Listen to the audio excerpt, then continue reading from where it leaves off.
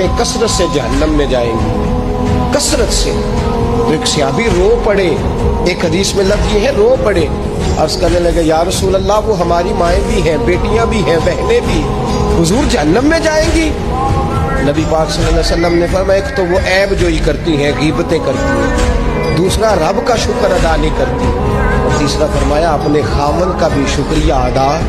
नहीं करती, बात बात पे ना शुक्री करती है, बात बात पे ना शुक्री करती है, इस सबब से जहन्नम में जाएंगी। औरत के हुकूक का ताय्युन फरमाया, और साथ ही मेरे रसूल पाक अलैहिस्सलाम ने मर्द की तरफ तवज्जो फरमाई, और क्या खूबसूरत लफ्ज़ इरशाद फरमाए, फरमाया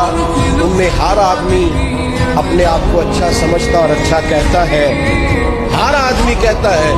लेकिन कोई अगर मुझे आके पूछेगा कि महबूब आपकी उम्मत में अच्छा कौन है, तो हुजूर फरमाते हैं मैं उसे अच्छा समझूंगा जो अपने घर वालों के हक में अच्छा है।